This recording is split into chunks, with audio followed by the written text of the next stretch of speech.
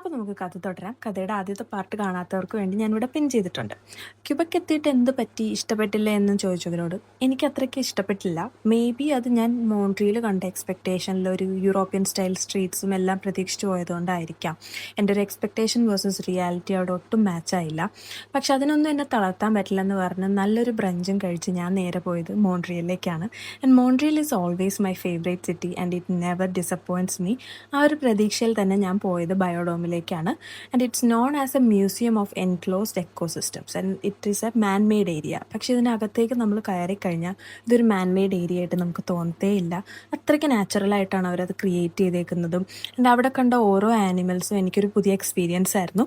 നിങ്ങൾ മോൺട്രിയൽ പോകുന്നുണ്ടെങ്കിൽ മസ്റ്റായിട്ട് വിസിറ്റ് ചെയ്യുക. ഇതിൻ്റെ ഒരു ഡീറ്റെയിൽഡ് ബ്ലോഗ് എൻ്റെ യൂട്യൂബ് ചാനലിൽ വരുന്നുണ്ട്. ഞാൻ പിക്ചേഴ്സിൽ മാത്രം കണ്ടിട്ടുള്ള ഫ്ലെമിംഗോ, കാർട്ടൂൺസിൽ ഞാൻ ഒരുപാട് എക്സൈറ്റ്മെൻറ്റോടുകൂടി കണ്ട് പെൻഗ്വിൻ, അതിനെയൊക്കെ കണ്ടപ്പോൾ തന്നെ എൻ്റെ ഡേ കംപ്ലീറ്റ് ആയി. പക്ഷേ അൺഎക്സ്പെക്റ്റഡ് ആയിട്ട് ഞാൻ ബുക്ക് ചെയ്തെടുത്തൊരു ലൈറ്റ് ഷോ ആയിരുന്നു എൻ്റെ ഡേ കംപ്ലീറ്റ്ലി ചേഞ്ച് ചെയ്തത്. അതെന്താണെന്ന് ഞാൻ അടുത്ത വീഡിയോയിൽ പറയാം.